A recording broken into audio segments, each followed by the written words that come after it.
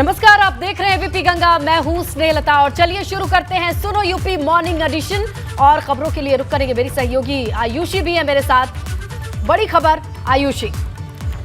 चलिए तो सुनो यूपी की शुरुआत करेंगे आज की बड़ी खबर के साथ और सबसे पहले बात करेंगे पीडब्ल्यूडी विभाग की। और इस विभाग में मंत्री वर्सेस अधिकारी वाला मामला हो गया है। दरअसल पीडब्ल्यूडी विभाग में तबादलों को लेकर यूपी इंजीनियर एसोसिएशन का एक बड़ा आरोप सामने आया है। यूपी इंजीनियर एसोसिएशन ने कहा है कि तबादलों से संबंधित जो सूची विभाग ने शासन को भेजी थी वो जारी नहीं की गई है, बल्कि इस लिस्ट को उच्च स्तर पर संशोधित कर तबादला आदेश शासन स्तर से जारी किए गए हैं। एसोसिएशन ने प्रमुख अभियंता और विभाग अध्यक्ष मनोज गुप्ता, प्रमुख अभियंता राकेश सक्सेना और वरिष्ठ स्टाफ ऑफिसर शैलेंद्र यादव के निलंबन को गलत बताया है और कहा है कि इन सभी का निलंबन वापस हो और फिर से इसकी निष्पक्ष जांच की जाए।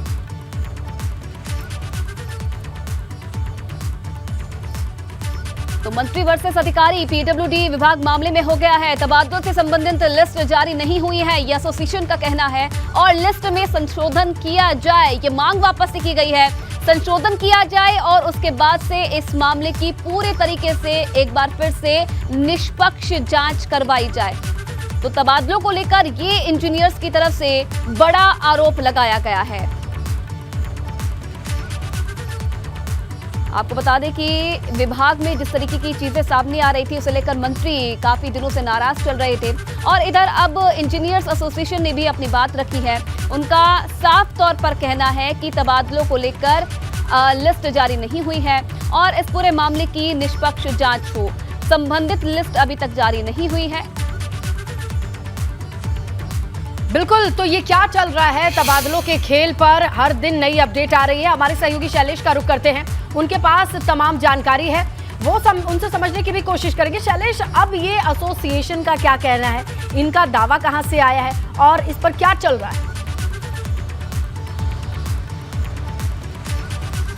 देखिए, पीडब्ल्यूडी विभाग में तबादलों को लेकर आरोप प्रत्यारोप का दौर तभी शुरू हो गया था जब तबादलों का सीजन शुरू हुआ था, यानी अभी अंतिम तिथि भी नहीं आई थी। सबसे पहले देखिए एक लिस्ट जारी की जाती है और उसके बाद में अगले ही दिन उस लिस्ट को कैंसिल किया जाता है। चर्चा होती है कि विभाग के जो राज्य मंत्री है उनके कहने पर ऐसा हुआ, हालांकि वो कहते मेरा कोई हस्तक्षेप नहीं है। इसके बाद तबादलों की नई सूची बाद में आती है। उस सूची को लेकर विवाद शुरू होता है कि जो ट्रांसफर पॉलिसी है उसका पूरी तरह से पालन नहीं किया गया है। इस मामले में मुख्यमंत्री जो है वो खुद जांच के निर्देश देते हैं, जांच रिपोर्ट आती है और उसके बाद में उस जांच रिपोर्ट के आधार पर कार्रवाई का सिलसिला शुरू होता है। जो विभागाध्यक्ष है पीडब्ल्यूडी के, जो प्रमुख अभियंता है, इन लोग के निलंबन की कार्रवाई शुरू होती है। 3 अधिकारी और कुछ कर्मचारी इसमें। देखिए, जहां खड़े हैं सामने हमारे, इस समय हम आपको दिखाएं, पीडब्ल्यूडी विभाग का ही भवन है, बहुत भव्य भवन है।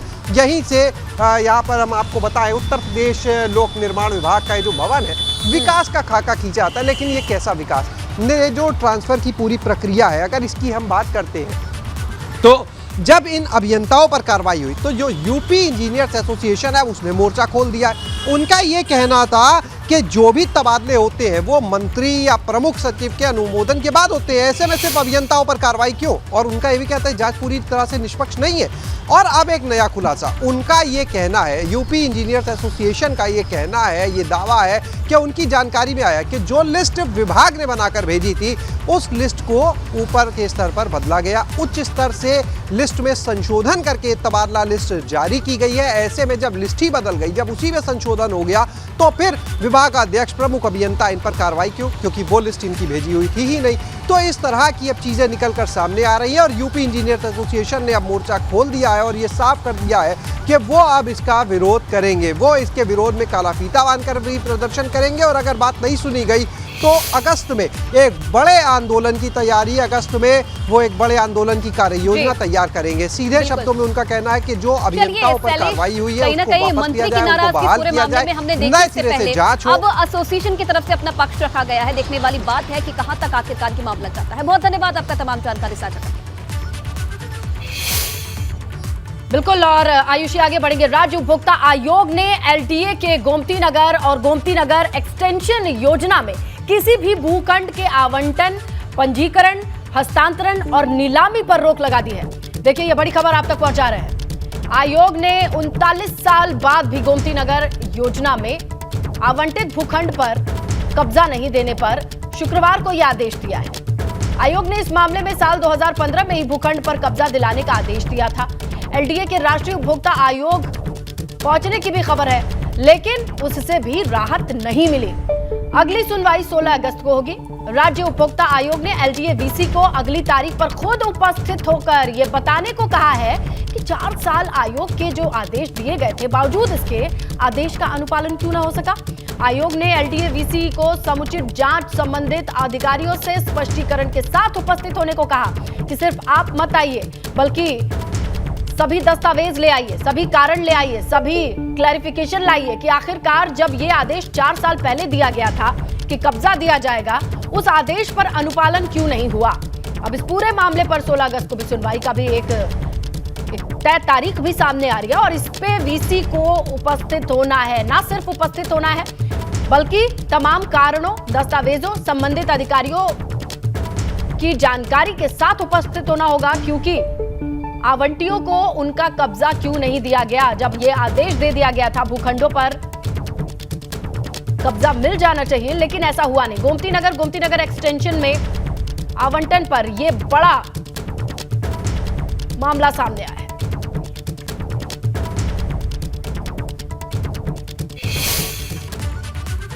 और इधर सुभाषपा अध्यक्ष ओपी राजभर लगातार समाजवादी पार्टी पर हमलावर है। एबीपी गंगा से ओपी राजभर ने बात करते हुए कहा कि साइकिल पर छड़ी भारी है। पूर्वांचल में बड़ी जीत छड़ी ने साइकिल को दिलाई है और हमारी आदत बन गई है कि हम एसी को भी झेल लेते हैं और 46 से 47 डिग्री टेम्परेचर।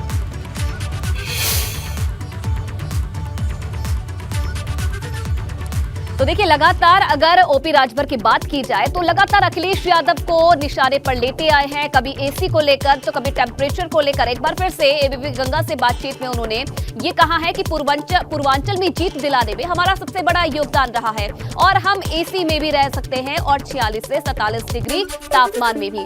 और ये भी उन्होंने निशाना साधा है कि समाजवादी पार्टी की सबसे बड़ी चूक वहां पर हुई है जब वो खुद के घर पर हारी है। अध्यक्ष जी, ये बताइएगा कि नेताओं के बयान तो बहुत कुछ कहते हैं, लेकिन उनके आसपास की चीज़ें भी बहुत कुछ बयां करती हैं। ऐसी ही एक हम देख रहे हैं आपके पीछे अलमारी के ऊपर एक साइकिल और उसके ऊपर छड़ी दिख रही है। इसके क्या मायने निकाले? गठबंधन अभी जारी है या फिर छड़ी साइकिल पर भारी है? गठबंधन भी जारी है और साइकिल पे छड़ी भारी है। तो जो दृश्य आप दिखा रहे हैं, पूर्वांचल में जो चीज़ मैंने आप लोगों के सामने भी हम कहते थे तो मजाक लगता था, अतिशयोक्ति जैसे। सर जी, एक चीज़ और जानना चाहेंगे। एसी बहुत बड़ा मुद्दा रहा है इस बार, लेकिन हम आपके कमरे में इस समय बैठे हैं, एसी भी चल रहा है और 16 पे चल रहा है। मतलब जितना ठंडा कर सकता है ये एसी इस कमरे को, उतने पे चल रहा है। तो एसी में तो आप भी बैठे हैं इस समय। देखिए, जब हम खाली रहते हैं तो एसी में भी बैठते हैं, जब निकल लेते हैं तो नॉन एसी में 12 घंटा 14 घंटा काम करते हैं।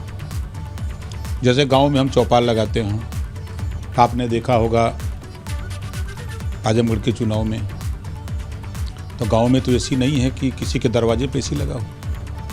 यहाँ 45, 46, 47 डिग्री टेम्परेचर उस समय रहा हो और हमारी आदत बन गई है। हम एसी में को भी झेल लेते हैं और 47-46 डिग्री टेम्परेचर भी हम बाहर भी झेल लेते हैं। जिनके लिए हम लड़ रहे हैं उनके बीच में जाकर के मुझे अपने लोगों द्वारा और मुझे खुद, देखिए जब इंजन चलता है तो उसके साथ जुड़े हुए डब्बे भी, अगर उसके चक्के के 4-6 बैरिंग सैरिंग भी अगर डिस्पोजल है टूट गई है तो वो घिंचा के जो है अपना ही प्लेटफार्म पर चल जाता है। तो इंजन का बहुत बड़ा महत्व होता है। बिना मालिक के कोई आगे नहीं जा सकता है, तो एसी से बाहर निकल के काम करने की भी जरूरत है। बहुत बहुत शुक्रिया बात करने के लिए। तो ये थे हमारे साथ में ओम प्रकाश राजभर जी, जिनका साफ कहना है कि गठबंधन जारी है, लेकिन असल बात यही है कि उनके हिसाब से छड़ी साइकिल पर भारी है। कैमरा सहयोगी हरिओम के साथ शैलेश अरोरा, एबीपी गंगा, लखनऊ। और देखिए, वार पलटवार का दौर जारी है, लेकिन अखिलेश के खिलाफ ये महाजाल तब और बढ़ गया जब राष्ट्रपति चुनाव में वोटिंग हुई। कैसे? इन ग्राफिक्स के जरिए समझिए। दरअसल राष्ट्रपति चुनाव में क्रॉस वोटिंग हुई।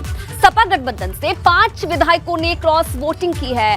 सपा का दावा था कि सभी विधायक यशवंत सिन्हा को वोट देंगे, लेकिन क्रॉस वोटिंग को लेकर कई नाम पर अटकलें भी अब तेज हो गई है। राजभर ने कहा है कि शिवपाल यादव लेकर आए सपा विधायकों को, और शिवपाल यादव ने भी कुछ कहने से साफ तौर पर इनकार कर दिया है। शिवपाल ने अखिलेश को अपनी ताकत दिखा दी है और अखिलेश की चुनौती पहले से ही बढ़ गई है। अगर 2014 की बात करें तो 2000 चुनाव से पहले बड़ा संकेत दे दिया गया था। 2024 में शिवपाल अखिलेश का खेल भी खराब करेंगे, ये पहले ही संकेत अब मिलने लगे हैं इस चुनाव के बाद में। और मैनपुरी में सबसे बड़ा खेल करने की तैयारी अब की जा रही है। शिवपाल के सहारे यादव वोट पर भाजपा की नजर है। इन सब का कहीं ना कहीं भाजपा को फायदा मिलता हुआ नजर आ रहा है और पूर्वांचल में राजभर के सहारे भाजपा की रणनीति भी तैयार हो गई है। तो ये पूरा गणित रहा राष्ट्रपति चुनाव के बाद कैसे ये बयानबाजी तेज हो गई है। चलिए तो आगे बढ़ेंगे, बात करेंगे मूसलाधार बारिश के तूफानी अलर्ट की, क्योंकि देखिए यूपी में आज से मानसून सक्रिय हो गया है, जिसके बाद कई जिलों में भारी बारिश का अनुमान जताया गया है और मौसम विभाग ने इसके लिए ऑरेंज अलर्ट भी जारी किया है। मौसम विभाग के मुताबिक मथुरा, आगरा, बिजनौर, गोंडा, बलरामपुर, श्रावस्ती में तेज बारिश हो सकती है और इसके अलावा रामपुर, मुरादाबाद के आसपास भी तेज बारिश की संभावना जताई गई है।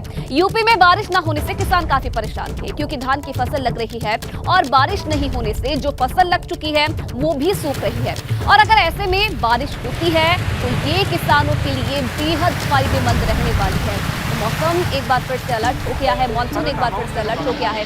तमाम ये वो जिले हैं जहां पर एक बार फिर से मौसम विभाग की तरफ से भारी बारिश का अलर्ट जारी किया गया है। लखनऊ, प्रयागराज, कानपुर, श्रावस्ती, गोंडा, बलरामपुर, ये वो जिले हैं जहां मौसम विभाग की तरफ से ऑरेंज अलर्ट जारी किया गया है। लेकिन राहत की बात यह है कि किसानों के चेहरे पर एक बार फिर से खुशी देखी जा रही है, क्योंकि जिस तरीके से अनुमान जताया गया है बारिश का, उससे ये उम्मीद जताई जा रही है कि किसानों की जो फसल है उसे मजबूती मिलेगी। बारिश नहीं हो रही थी, किसानों की फसलें खेत में पड़े पड़े सूख रही थी, जिसके कारण निराश किसान हो रहे थे। लेकिन जब से मौसम विभाग ने अनुमान जताया है, किसानों के चेहरे पर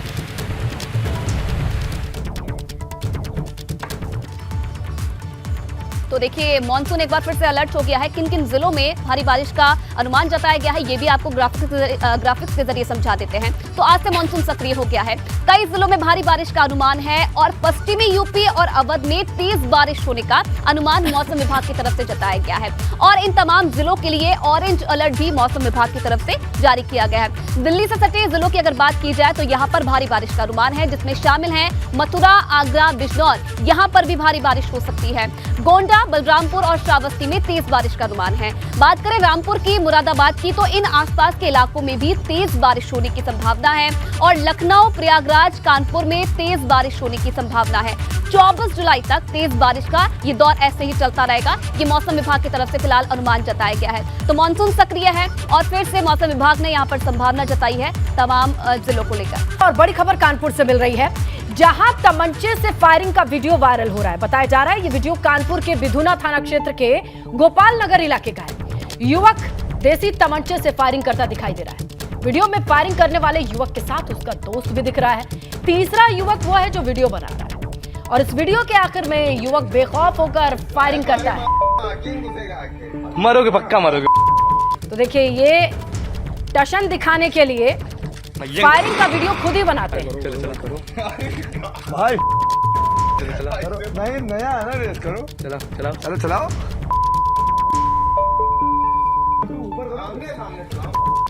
तो देख रहे हैं आप कितने बेखौफ होकर के ये फायरिंग की प्रैक्टिस की जा रही है। मरोगे, पक्का मरोगे।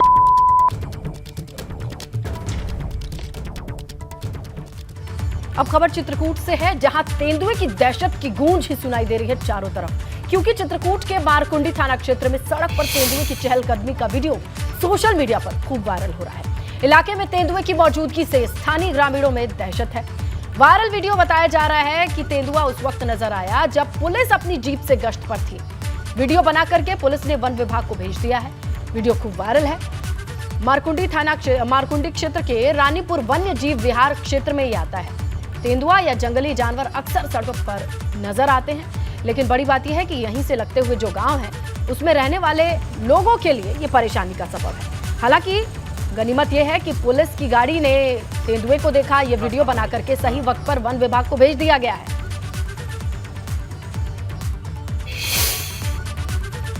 अगली खबर कासगंज से है, जहां सहावर क्षेत्र के एक नेत्रहीन युवती को फोन पर परेशान करने का मामला सामने आया है। आरोप है कि कन्नौज के एक युवक जो युवती को अलग अलग नंबर से कॉल करता है, शादी करने साथ चलने के लिए कहता है, दबाव बनाता है, कई दिनों से बार बार कॉल करके उससे अश्लील बातें कर रहा है, तंग कर रहा है। पुलिस अधीक्षक से अब इस युवती ने शिकायत की है, गुहार लगाई है मदद की।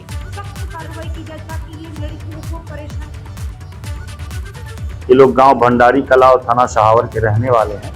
इन्होंने एक लिखित प्रार्थना पत्र दिया है। ये एक नंबर से इनको कॉल आती है और इस पे कुछ जब अवांछित बातें की जाती हैं तो अब आदमी अपना नाम राजेश पांडे बताता है, कन्नौज का बताता है। इसमें हमारे जो पुलिस अधीक्षक महोदय उन्होंने सीओ सहावर इंस्पेक्टर सहावर को और हमारी जो एक टीम होती है टेक्निकल टीम, उसे इस नंबर के माध्यम से इस व्यक्ति को ट्रेस करने के लिए निर्देशित भी कर दिया और इसमें आगे कार्रवाई कराई जाएगी। कानपुर देहात इलाके में एक छात्र को इतनी बेरहमी से पीटा गया कि उसकी गर्दन में चोट आई है। इस छात्र का कसूर सिर्फ इतना था कि वो अपना होमवर्क पूरा नहीं कर सका। इसके बाद टीचर का गुस्सा भड़क उठा।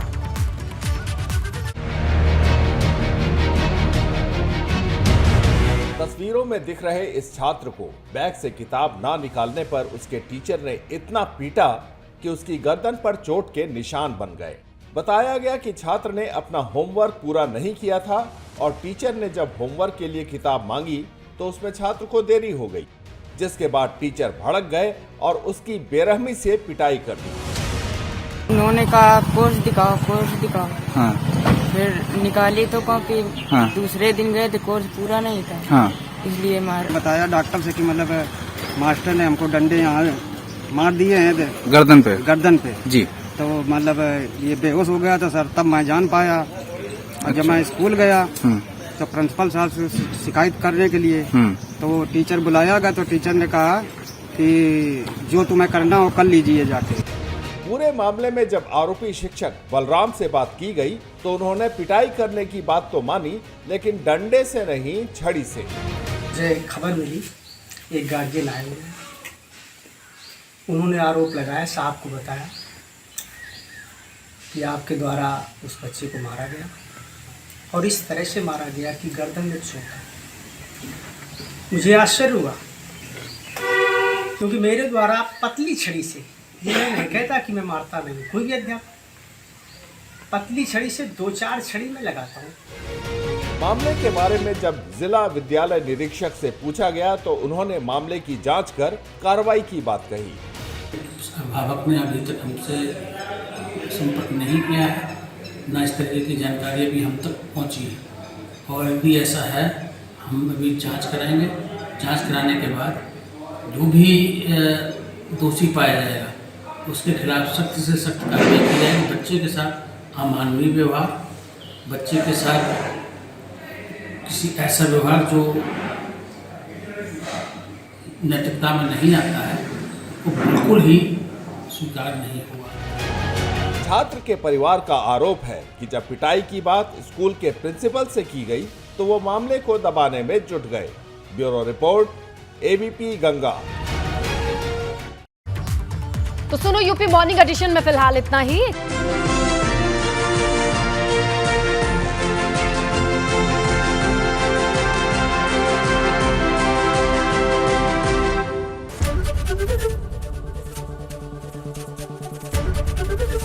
एबीपी गंगा, खबर आपकी, जुबान आपकी।